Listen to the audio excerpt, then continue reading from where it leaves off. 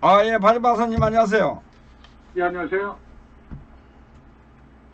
여보세요? 예, 안녕하세요. 아, 어, 예, 잘 들립니까? 예, 예, 아, 예, 예. 예, 트루킹에 대해서, 아, 예, 예. 아, 뭐, 오늘 날씨가 1907년 기상청이 그 서울에 기상 관측을 시작한 이후에 가장 그 더운 39도를 기록했다고 합니다. 110년 만에 최고 덥다 그러죠? 그렇죠. 예, 예, 111년이네요, 따져보면은. 아, 그렇습니다. 예, 거의 그, 우리 그 파주밭의 농작물도 다 타 죽고 말라 비틀어지고 난리가 났습니다. 그 왜 그럴까요? 이 와중에, 이 왜 이렇게 덥고 이렇게 예, 국민들을 고통 속에 보내고 있을까요? 뭐 원래 훌륭한 옛날에 대통령이 있어서 그렇죠. 고려시대나 조선시대나 그 옛날에 기후제 지내고 할 때 임금이 인덕이 없어서 뭐 비도 안 오고 한다고 그러지 않습니까? 지금도 예, 예. 그런 것 같습니다. 문재앙 때문에 아마 이 날씨도 더 더운 것 같습니다. 예, 저 사직동에 있는 사직단에 가서 제사를 좀 지내야 될 것 같습니다. 어쨌든 그 이 와중에 그 김기춘 실장은 그 구속 만료를 앞두고 또 새로 영장을 청구한다고 하고 있고, 예. 또 뭐 김재동이가 KBS 앵커로 데뷔한다는 소식도 전해지고 있습니다. 뭐 난리 났다 그러죠. 뭐, 예, 이제 KBS가 뉴스도 뭡니까 그 개그와 코미디 같이 하겠다는 거 아니겠습니까? 예. 그래서 아니 오늘 제가 아까 그 방송 시작할 때 예, 예. 우통을 벗고 물속에 해운대 바닷가에서 처음에 방송을 시작했습니다. 그래서 섹시하다고 해서 지금 위에 옷을 입었습니다. 아, 예, 예. 그래서 그 김재동이가 KBS 뉴스 앵커로 데뷔한다고 하니까 제가 볼 때는 그 김재동을 그 문재인 씨 주최의로 추천하는 건 어떤가 싶습니다. 이거 뭐 상식이 통해야 뭐 말이죠. 아마 이 기사가 오늘 그 SNS에 그 댓글 신기록을 세우지 않을까 생각이 됩니다. 하여튼 엄청난 많은 댓글이 달렸어요. 자, 그러면 오늘 그 본방에 들어가겠습니다. 오늘 그 제목이 드루킹 특종이군요. 예, 예. 예, 그 드루킹과 김경수 그리고 아직 드러나지 않은 그런 사람들을 포함하면은 여론조작 공동체라고 해야 하지 않습니까? 맞습니다. 예, 경제 공동체라고 하는 그런 말은 김동훈이 만들었나요? 어쨌든 그 이들은 여론조작 공동체입니다. 검 판사님들 잘 판단하시고 선례를 따라 주시기 바랍니다. 그래서 오늘은 드루킹에 대한 얘기 좀 해보겠습니다. 이제 그 거짓말이 탄로난 김경수 이러면 이번 주말 그 피의자 신문으로 소환될 것 같습니다. 허익범 특검도 김경수 지사를 피의자 신문으로 전환해서 수사에 박차를 가하고 있는 것으로 알려지고 있습니다. 특검은 압수수색 영장을 청구하며 김경수의 신분을 피의자로 규정한 만큼 영장 재청구를 검토하는 동시에 김경수 지사에 대한 본격적인 수사에 돌입할 것으로 이렇게 보여집니다. 이제야 그 문재인 씨의 그 실체가 만방에 드러나고 있는 것입니다. 드루킹에서 김경수, 김경수에서 문재인으로 이어진다고 보는데 그 김경수의 소환 이후에 특검팀의 칼날은 역시 드루킹과의 의혹이 불거진 청와대 송인배, 백운우 비서관을 겨냥할 것으로 보여집니다. 특히 그 문재인의 아내 김정숙 여사가 그렇게도 챙긴 그 경인선과 드루킹이 밀접한 관계라면은 현 정권의 수준을 단적으로 보여주는 그런 일례라고 생각합니다. 저는 그 애초부터 현 정부 정책은 인터넷에 흔히 볼 수 있는 종북 좌파식 찌라시 정책이라고 믿어왔고 그렇게 가고 있다고 보았습니다. 이런 권력형 비리는 특검을 통해 해결될 수밖에 없고 특검은 이번 사건의 몸통이 빨리 밝혀지기를 기대합니다. 어제부터 오늘 이 순간까지 SNS하고 유튜브를 달구고 있는 그 드루킹 사건의 곤도라 상자가 지금 열리고 있습니다. 이 드루킹 김동원 씨가 2017년 2월 김경수 당시에 그 이제 지금 도지사죠. 이 김경수에게 개성공단 2천만 평 개발 정책을 제안한 것으로 어제 확인을 시켰죠. 당시 그 대선 행보 중이던 문재인 씨가 밝힌 개성공단 확장 계획도 같은 수준의 그런 내용인 것으로 이렇게 밝혀지기 시작했습니다. 따라서 그 허익범 특별검사팀은 김경수 지사를 피의자 신분으로 전환하고 두 사람의 협력 관계를 확인하는 데 초점을 맞추고 아마 그 수사력을 집중하고 있는 것 같습니다. 이 드루킹이 개성공단 확대 개발까지 제안을 했다는 것은 정말 우리가 볼 때 매우 충격적인 그런 내용이 아닐 수가 없습니다. 놀라운 일입니다. 이 드루킹과 김경수의 그 보안 메신저 프로그램 시그널 그 대화 내용에 보면은 드루킹은 그 2017년에 2월 달이죠. 이건 휴대전화에 그대로 적혀 있는 내용입니다. 뭐라고 적혀 있냐면은 드루킹이 김 의원님 다음 주에 시간이 되시면은 30분만 시간을 내주시면 감사하겠습니다. 지난번 보고서 수정한 것을 가지고 가겠습니다. 이렇게 문자를 보냈습니다. 그러니까 이 김경수가 그 다음 날 이 뭐라고 또 답변을 하냐면은 오전 11시 괜찮습니다. 편한 시간에 의원회관에서 뵈면 어떨까요? 라고 이렇게 답장을 김경수가 드루킹한테 보냅니다. 그러니까 또 드루킹이 다시 또 답장을 뭐라고 보내냐면은 오전 11시에 맞춰서 찾아뵙겠습니다. 이런 문자를 또 보냅니다. 그러니까 김경수가 다시 또 친절하게 네 좋습니다. 내일 뵐게요 라고 이렇게 답장을 보냈다는 것이 완전히 이제 그 통째로 드러난 겁니다. 결통이 난 겁니다. 이 특검팀은 김경수와 드루킹이 여기 그 휴대폰으로 대화를 나누고 있는 보고서를 공동체를 통한 재벌 개혁 계획 보고 문건으로 파악하고 있다는데 주목을 하고 있다는 거죠. 이 드루킹은 2월 7일 날 그 메신저 텔레그램을 통해서 이 문건을 파일로 김경수 지사에게 전송했다는 겁니다. 이 문건에 나오는 공동체라고 하는 것은 이 공동체는 드루킹이 이끌었던 그 문재인 씨의 지지 모임인 경제도 사람이 먼저다. 경제도 사람이 먼저다. 경인선이죠. 이 네. 경인선을 가리키는 겁니다. 그래서 이 드루킹은 이 보고서라고 하는 문건에서 재벌 개혁 정책의 일환으로 개성공단 무려 2천만 평 정책을 제안하게 됩니다. 2천만 평. 2천만 평이면 대충 얼마나 될까요? 여의도 크기가 지금 얼마만큼 되죠? 여의도가 몇만 제가 알기로는 제방 안쪽의 면적이 한 2.9 평방킬로미터가 되고 한강 시민공원하고 한강 둔치까지 포함이 되게 되면은 약 한 4.5 평방킬로미터 정도가 될 겁니다. 한 10만 평 좀 넘네요. 예, 하천 밑바닥까지 포함시키면은 그 영등포구 여의도동 전체를 합치게 되게 되면은 약 8.4 평방킬로미터 정도가 될 겁니다.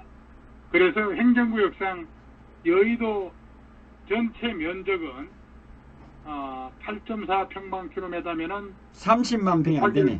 예, 한 250만 평 정도가 되죠. 언뜻 계산하면은 그 250만 평이 여의도 전체 크기인데 여의도 강바닥까지 전부 다 한강 밑바닥까지 전부 다 합쳐서 여의도 전체가 250만 평 정도가 되는데 무려 개성공단을 2천만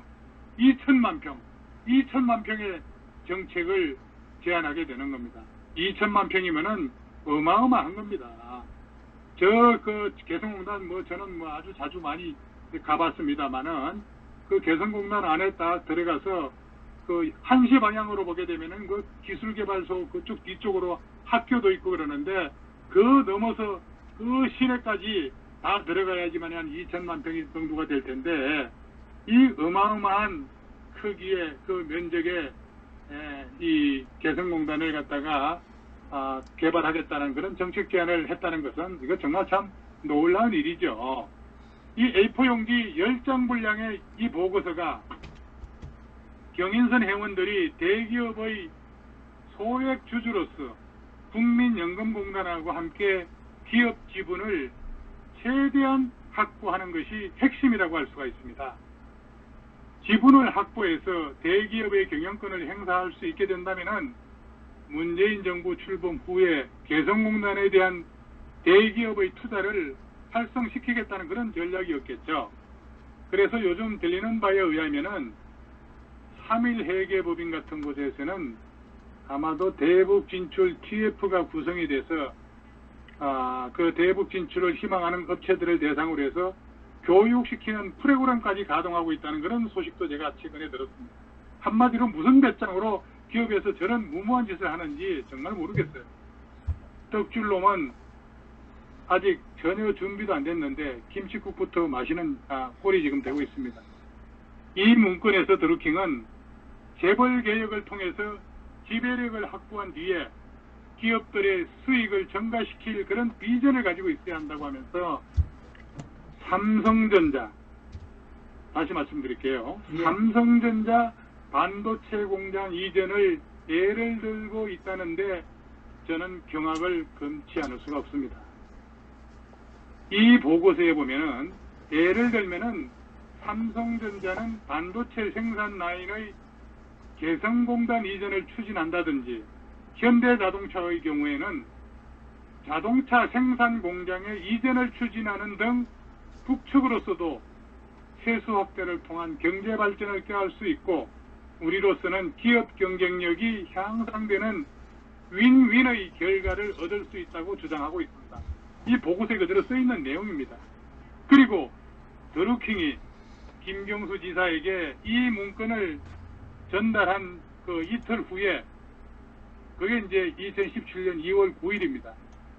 이 문재인 씨가 그 페이스북에다가 뭐라고 하냐면은 개성공단 2천만 평 확장 계획을 밝혔다는 겁니다.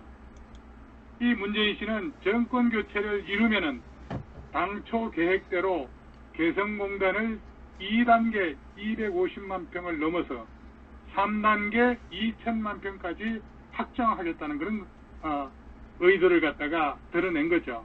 그 밖에도 남북 경협 사업을 추진하고 우리 기업들의 북한 진출을 장려할 것이다. 이렇게 페이스북에 올렸던 겁니다.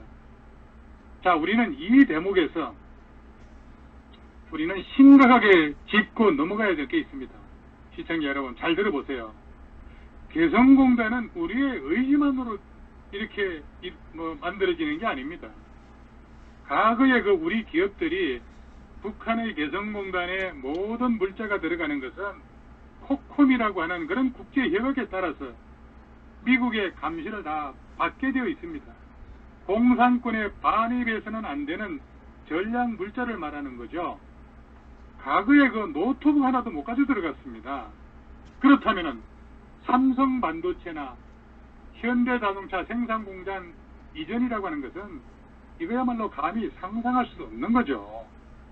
그래서 이 보고서 문건을 보니까 이 정권이 군축 문제와 함께 정전협정 문제를 미친 듯이 서두르고 있는 것이 바로 이 코콤 규정을 무력화하기 위한 그런 전략이었다는 것이 지금 드러나고 있는 겁니다. 어떻게든 간에 미군을 철수시켜야 얘들이 말하는 우리 민족끼리가 실현될 거 아니겠습니까?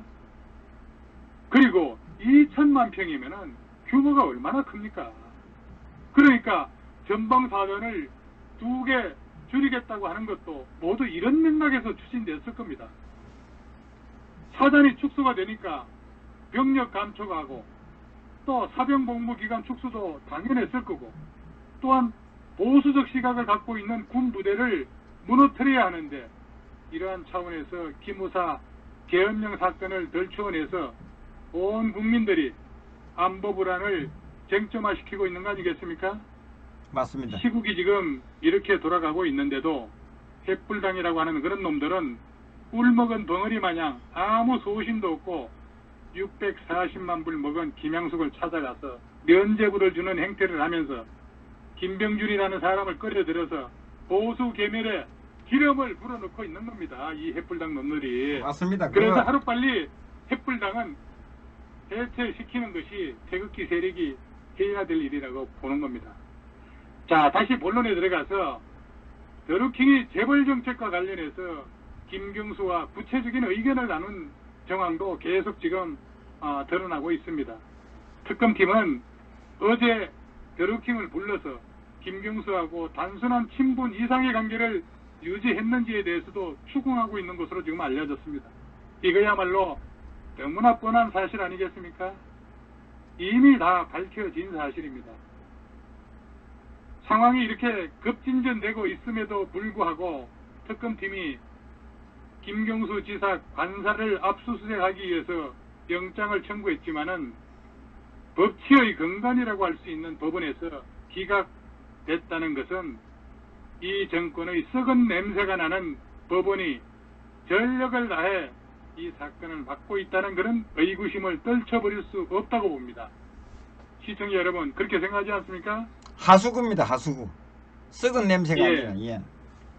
자, 특검이 양파 껍질을 깔려고 하니까 못 가게 막는 것을 보면은 그 속에 뭔가 기가 막힌 알맹이 때문이 아닐까 싶습니다. 제가 짐작하건대 그 양파 껍질을 깔려면은 특검도 가히 오늘 폭염만큼이나 진땀깨나 흘려야 할지 모르겠습니다. 국민이 바라는 것은 단 한 가지입니다.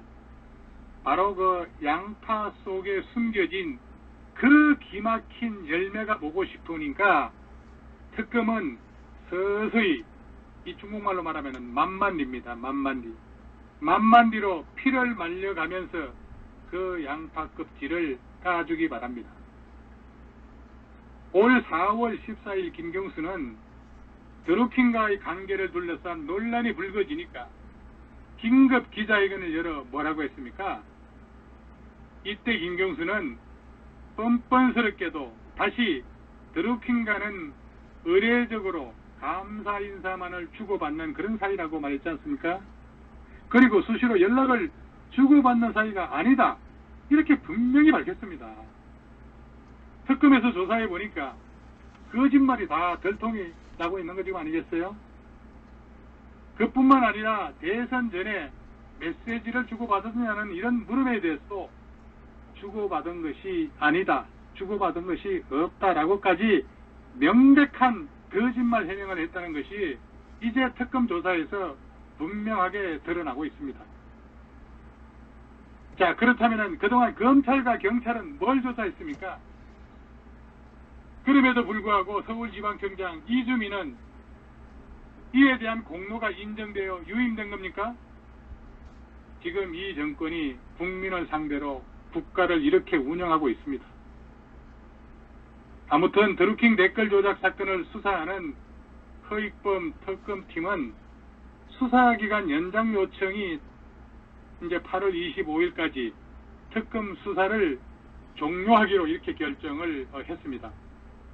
이것은 그 특검법에 따라서 특검팀은 주어진 1차 수사기간인 60일이 끝나기 전에 추가 30일 연장을 청와대에 요청할 수가 있는데도 불구하고 특검팀은 요청 자체를 고려하지 않는다고 했습니다.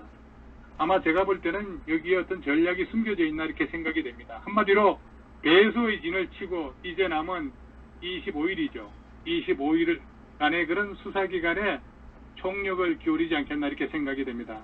어쨌든 오늘도 특검팀이 서울 강남역이 그 무슨 빌딩입니까? 뭐 제2빌딩이라고 하는 게 그게 진명빌딩이죠. 진명빌딩. 예, 진명빌딩. 예, 그 서울 강남역 진명 빌딩에 그 입주해 있는 빌딩에 4층부터 5개 층을 쓴다 하는 것 같은데.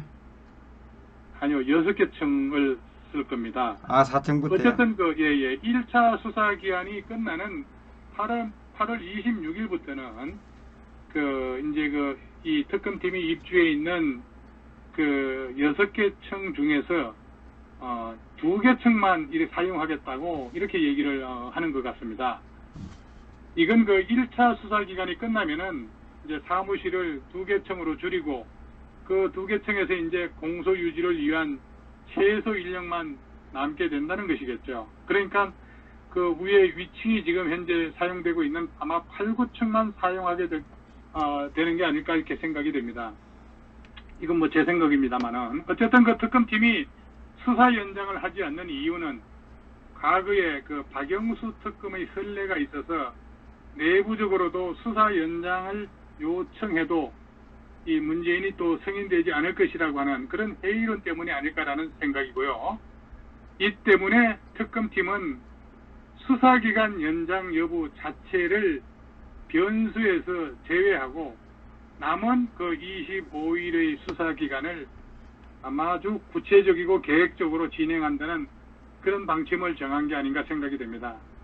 그렇지만 특검팀이 지난 엊그제 그 김경수 지사의 그 관사에 대한 압수수색 영장 발부에 실패하면서 수사 계획에 뭐 차질이 빚고 있는 것도 사실이지 않습니까?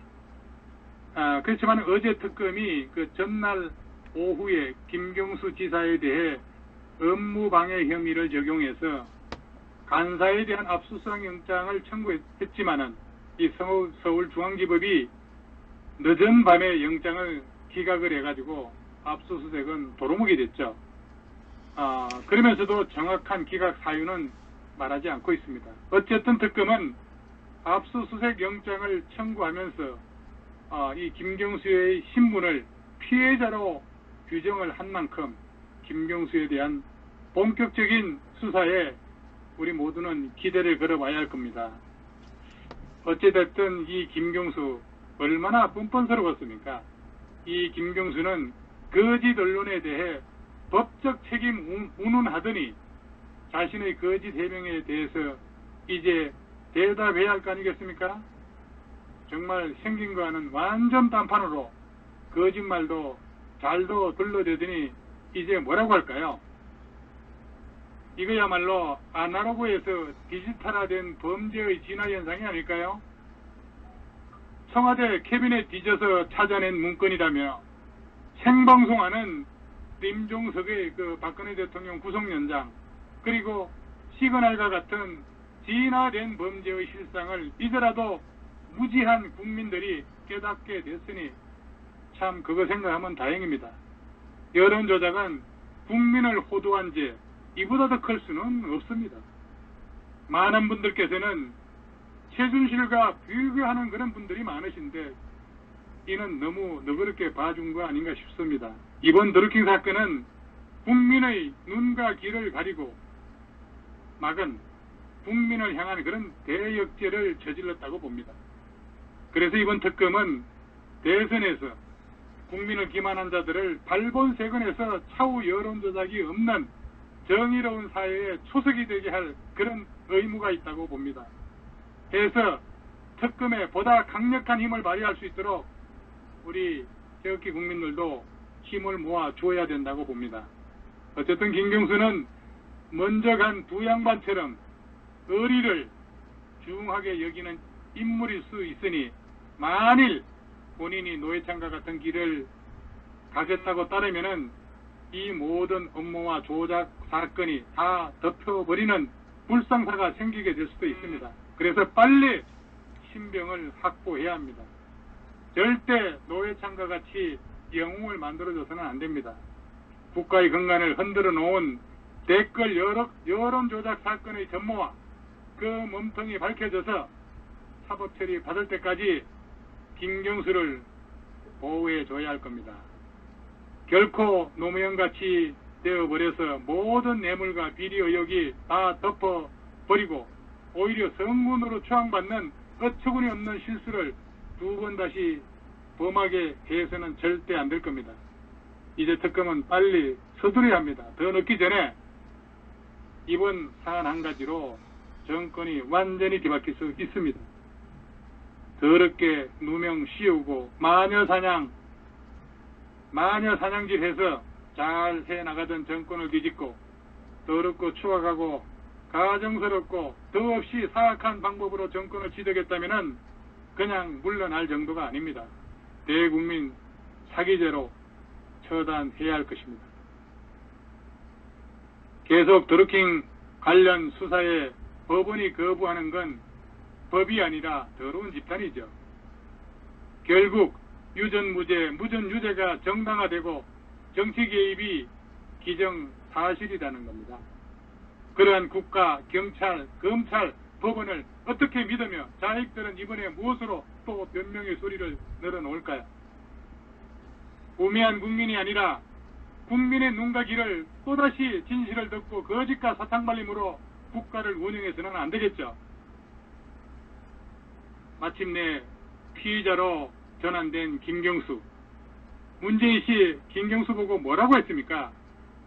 김경수 보고 자신의 영혼까지도 제일 잘 안다고 한 그런 문재인 씨 아닌가요?